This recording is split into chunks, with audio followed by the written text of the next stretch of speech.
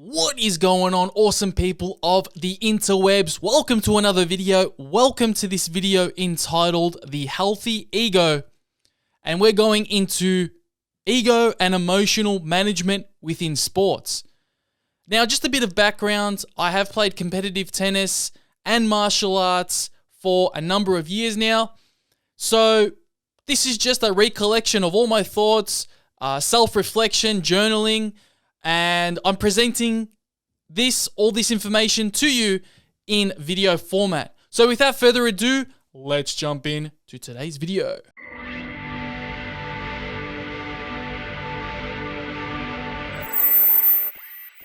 Alright, let's take a sip of the tea of truth.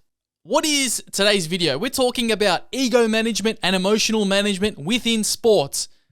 You can apply this to any sport, but I think it probably works best with tennis because that's the sport that I have most experience with. So let's jump into some concepts. So let's start with ego management. So before we jump into ego management, let's define what ego is. So for lack of a better term, the simple definition of the ego is the I, or the perception of self. Now, going deeper into that, we can refer back to a person called Sigmund Freud, who more or less is the academic father of the ego. So he created a model, and I think this model is a good reference point for learning about the ego. So here is the iceberg. So we can see here in this diagram that the ego represents the top right portion. So this is everything that's visible in the conscious behavior. This is everything that we can notice about ourselves, or anything that's brought into awareness. And now we can see the id. So the id is the unconscious behavior. So these are, Sigmund Freud mentions these are your dark desires for anger, for, libido. Not to say that that's anything's wrong with that, but I guess these are like your repressed or the unconscious aspects, the dark shadow self within the psyche. And then we have the super ego, which he refers to the super ego as, the morality compass. What does that mean? It means that your super ego would like you to do well in life, or it's always the highest version of yourself. So that's the model, that's the Freudian framework, and that's just a bit of context leading into today's video. So why are we talking about the ego in sports? Because I think that, myself having been doing Brazilian Jiu-Jitsu for a little bit, I really understand how important it is to have how important it is for humility, and how important it is for the learning process. Being submitted by more experienced people is not a nice feeling, but it's a feeling that we must go through in order to grow as an individual. So I'm going to bring it back to tennis, and as an individual on a competitive level, playing a competitive match, you're going to go through a whole range of emotions. Now, before we delve deeper, I want to quickly define some of the emotions you may feel during a competitive match. So some of the common emotions that you may feel throughout a match, one of them being anger. Anger is something that consumes the whole body and mind. It paralyzes thought, it paralyzes physical movement. You're just absolutely enraged with anger, and more or less the only way to dispel anger is through maybe an outburst, or through physical effort, or through extreme control of the body or mind, which is pretty difficult to do. Buddha had a good quote on this. Holding on to anger is like grasping a hot coal with the intent of throwing it at someone else. However, you are the one who gets burnt. So we're going to feel anger. We're going to get angry when we miss a shot, when we miss an opportunity. This is normal, and I'll dive deeper into that idea later on in the video. But for the next emotion that you may feel, the next emotion is disgust. You may feel disgusted with yourself about your performance or about a missed opportunity. Now, disgust doesn't have the same emotional resonancy as anger, but it can lead your emotional state to becoming unproductive. Slouched shoulders, head down, poor body language, all from the idea of disgust, the emotion of disgust. How can you combat disgust? I guess the only way to combat that is to retrain your focus to being productive. For example, if you miss a shot, miss an opportunity, you may be disgusted with yourself. That's fine. Retrain the mind to look for the positive. Retrain, keyword. Retrain the mind is the keyword in that phrase. Another emotion you may feel throughout competitiveness or throughout a competitive match is fear. Quick definition of fear. Fear occurs when you perceive your opponent's level of competence to be greater than your own perceived level of competence at any given sport or competitive endeavor. Although fear exists and heavily prevalent within fighting sports and other sports as well, the individual must exhibit bravery to conquer this fear. Unfortunately, this video can't teach you how to be brave. This is something that you must take on your own journey and self-reflection.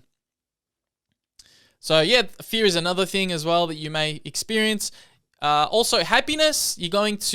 Happiness is going to occur with minor victories, minor wins within the landscape of your competitive game. Although happiness is associated with a positive emotion, it should not cloud your judgment. You should remain vigilant and pursue victory even with a stronger level of intensity after these minor wins.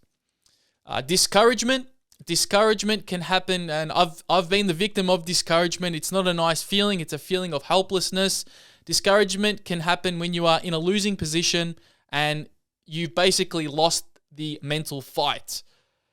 So this is a very difficult emotion to overcome.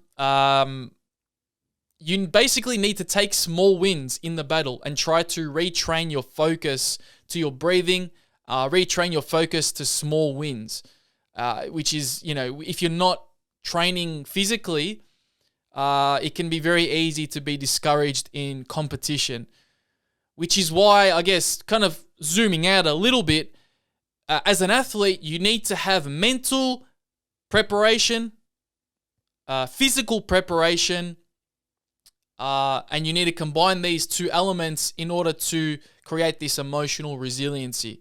So, okay, we're going back to discouragement. That's the definition of discouragement. And I guess another state or emotion, I'm not sure if you call this an emotion, but anxiety. Now, anxiety is kind of a double-edged sword. We can use it to propel our level of output, because obviously we're anxious, we're nervous about our performance, so it's going to create a state of adrenaline, a state of high attention, high awareness to increase the output. So this is normal. If you're feeling anxious before competition, remain in the body, remain on the breath, remain on the nose, deep in the nose, out the mouth. And these are just some of the emotions you may feel throughout a competitive match in whichever sport you play. Now, in addition to this, I highly recommend that you begin your meditation journey in order to create a higher level of awareness so you can discern between what emotional states you are in. Maybe you already are in a high level of emotional awareness. Good for you. And I think that meditation is the ultimate equalizer. And what I mean by that is if you encompass or if you create a daily habit of meditation, you will truly elevate your level of emotional resiliency. You will truly be able to disengage with these emotions that you experience and become neutral. And this leads me into my next topic of talk. And I think once the individual starts to meditate, they really, as mentioned, they build an emotional resiliency. But not only that, you're able to now enter into a state of flow much easier. I think you can still enter into flow without meditating, but I think if you really develop a strong meditation practice, you can enter into a state of flow a bit easier. So a quick definition of flow. Some athletes refer to this as being in the zone, or I guess an immense level of concentration at the task in hand. All time is perceived very slow. It almost feels like you're in an outer body experience, and your body's operating on a high level of intelligence through its database of historic movements. So again, you can only attain a state of flow through a lot of repetition. So you're basically, as I said, you're on autopilot through muscle memory, effectively. And as the mind, as the self, you're detached from that movement, and you're basically viewing that from wherever the mind is at that point in time. Now, why am I mentioning a state of flow? I'm basically mentioning a state of flow because this is the ultimate mental state that you can achieve in a competitive outcome. And it's a bit of a paradox because to be in a state of flow, you need to be detached from the outcome. Being detached from the outcome is not something that an athlete is really concerned about, because athletes are result-driven, result-orientated. So there is a paradox there in the fact that you actually must be detached from the outcome in order to have the best results. And this is something that you could argue is against the modern grain of society, because we're told to be result-orientated. So hence the paradox. Now, I'm going to get a little bit philosophical at this point, and let's delve deeper into the subconscious and the emotional states we experience in competition. But the question still looms: why does competitive match play elicit these emotions and these responses? And this kind of ties in back to the whole idea of this video, the healthy ego. The simple answer for your emotional responses during competitive match play in any sport is an over-attachment to the ego. Attachment to the ego creates a reliance on the outcome of the match. I believe that to some degree, the results of a match is related to the sense of self. So we kind of attach ourselves to the result. So if I compete with another person, I'm playing that person, I have an expectation to win. So my ego, I'm attached to my persona that I've created. I'm attached to that ego. I'm attached to that outcome. And I guess the ultimate state is to detach from that outcome, detach from the result. And that's, paradoxically, that's when the great results will happen. From a conscious viewpoint, what tends to happen is when we're heavily attached to our ego imposes expectations which are based on our own subjective level of competence. So once objective reality unfolds in a way contradictory to our ego's self-assessment, this is when emotions occur. So in other words, if what's happening in real life is not what we expect to happen, that's when emotions can arise. So for example, if we make a mistake and we're expecting to be perfect, this is when the behavior of, hey, I'm not good enough, hey, I'm disgusted in myself, hey, I'm angry with myself.